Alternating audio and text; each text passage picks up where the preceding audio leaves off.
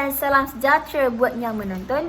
Saya Siti Nurhusna Peter Zulkifli dengan nama matrik D1910369 melaporkan berita perlindungan dan keselamatan kanak-kanak pada hari ini. Saya akan melaporkan tentang 5 isu tentang kanak-kanak. Isu yang pertama ialah tentang isu 2 kanak-kanak didera oleh ibu bapa sendiri. Isu yang kedua ialah tentang taska dera 2 bayi dan taska itu tidak didaftar di JKM. Isu yang ketiga ialah tentang 6 masa jenayah seksual dalam masa 1 hari. Isu yang keempat ialah tentang bapa yang dipenjarakan selama 13 tahun dan dikenakan hukuman sebanyak 5 sebatan kerana merogol 2 anak angkatnya sendiri.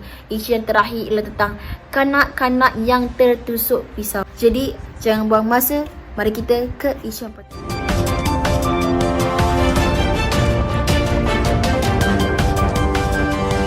Isu 2 kanak-kanak yang didera oleh ibu bapanya sendiri ini berlaku di Putrajaya di sekitar 1:30 pagi. Putrajaya. 2 kanak-kanak yang dipercayai mangsa penderaan fizikal 3 beranak di pusat Bandar Puchong berada dalam keadaan stabil walaupun masih kelihatan lemah ketika dirawat di Hospital Serdang. Timbalan Perdana Menteri Datuk Seri Dr. Wan Aziza Wan Ismail dan timbalannya Han Hayat juga datang melawat kedua-dua mangsa penderaan itu. Menurut kenyataan yang dikeluarkan Pejabat Menteri Pembangunan Wanita, Keluarga dan Masyarakat hari ini, pemeriksaan yang lebih rapi merangkumi status kesihatan emosi mereka akan dipantau dan sesi kaunseling telah dimulakan. Menurut kenyataan itu, seorang daripada kanak-kanak tersebut agak reaktif dan boleh berkomunikasi dalam bahasa ibunda mereka.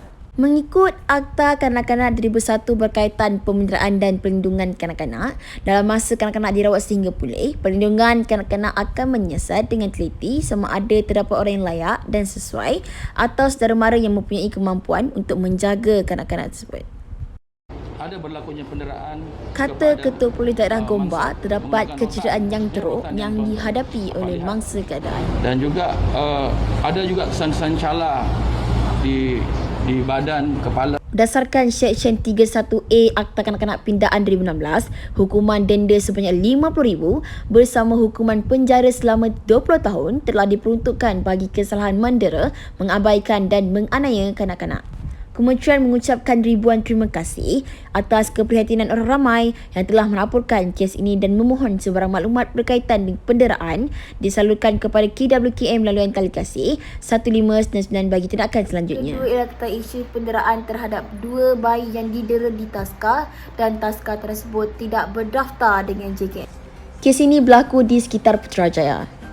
Siasatan Jabatan Kebajikan Masyarakat iaitu JKM terhadap taska di Peringkat 19 di sini yang didakwa terbabit dalam kes dera 2 bayi seperti yang tersebar dalam media sosial mendapati premis itu tidak pernah berdaftar untuk menjalankan perkhidmatan asuhan kanak-kanak. JKM telah mengeluarkan surat peringatan kepada pengusaha untuk mendaftarkan taskanya. Menteri Pembangunan Wanita, Keluarga dan Masyarakat Datuk Seri Rohani Abdul Karim berkata, JKM sudah mengeluarkan surat peringatan kepada pengusaha untuk mendaftarkan taskanya dalam tempoh 7 hari selepas siasatan berlaku.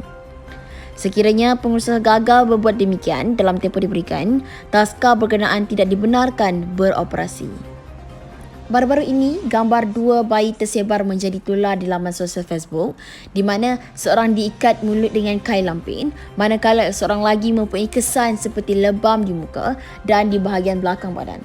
Didakwa didera ketika di pusat asuhan berkenaan. Pada masa yang sama, Rohani turut sedih dan kecewa dengan kejadian yang menimpa 2 bayi berkenaan dan pihaknya memandang serius kes terbabit. Penilaian Jabatan Kebajikan dan pengasuh-pengasuh yang bekerja di taska hendaklah mengikuti latihan yang kita wajibkan dan dia perlu berdaftar dengan kita. Pengasuh itu hendaklah berdaftar sebagai pengasuh berdaftar dengan Jabatan Kebajikan. Sementara itu, Ketua Polis Daerah Putrajaya Asisten Rosli Hassan dihubungi hari ini mengesahkan pemilik taska berusia 27 tahun itu bersama dua pekerjanya masing-masing berusia 19 dan 21 tahun direman selama 3 hari untuk lakukan siasatan lanjut. Terusnya ialah tentang isu 6 jenayah seksual dalam masa sehari. Kuala Lumpur. Bilangan angka menakutkan apabila dianggarkan selama 6 kanak-kanak dan remaja menjadi mangsa jenayah seksual setiap hari di negara kita. Malah, golongan remaja serta kanak-kanak lelaki tidak terkecuali menjadi mangsa utama jenayah jijik ini. Statistik diperolehi oleh berdasarkan rekod Polis Diraja Malaysia iaitu PDRM yang merekodkan sebanyak 6,897 kes jenayah seksual terhadap kanak-kanak dan remaja bagi tempoh 3 tahun antara 2018 hingga 2020.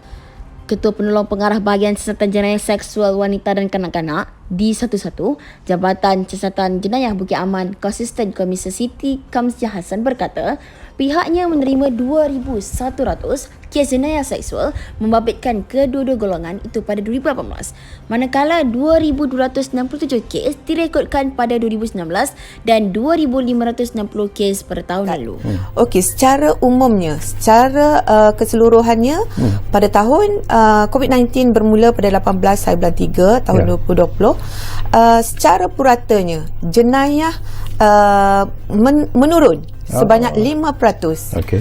Namun ada jenayah, ada kes-kesnya yang menunjukkan peningkatan, terutamanya bagi kes-kes yang melibatkan kesalahan seksual yang berbentuk non-physical contact. Tugas ibu bapa di rumah perlulah melakukan pemeriksaan terhadap aplikasi dimuat turun pada peranti anak yang dilihat tidak mendatangkan sebarang manfaat kepada mereka kerana ia membuka peluang untuk berlakunya jenayah cyber di kalangan kanak-kanak. Kes seterusnya ialah kes tentang bapa yang dipenjarakan selama 13 tahun dan dikenakan hukuman sebatan 5 kali kerana merogol dan meliwat 2 anak angkatnya yang masih kecil.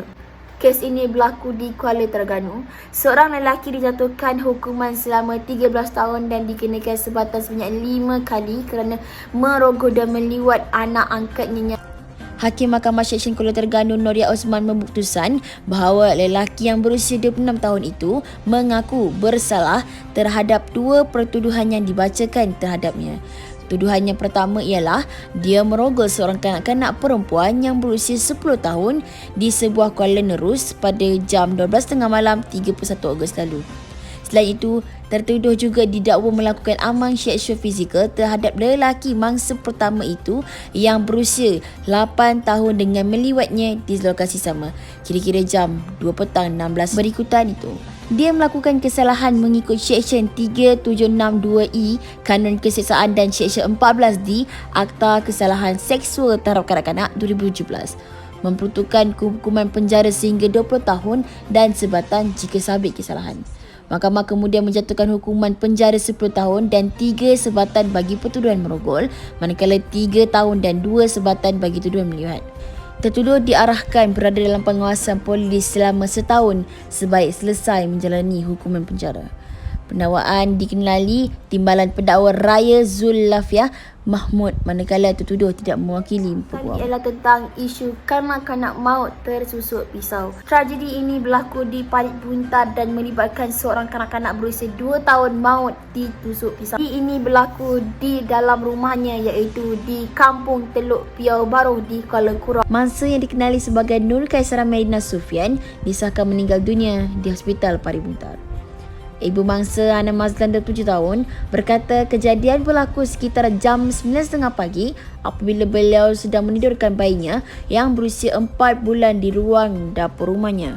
Sementara itu, bapa mangsa Supian Samsuri 40 tahun berkata anak keempatnya itu akan dikebumikan esok di tanah perkuburan Islam Kampung Teluk Biar Baru.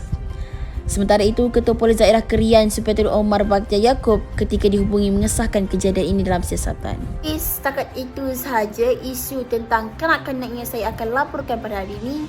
Sekian, terima kasih.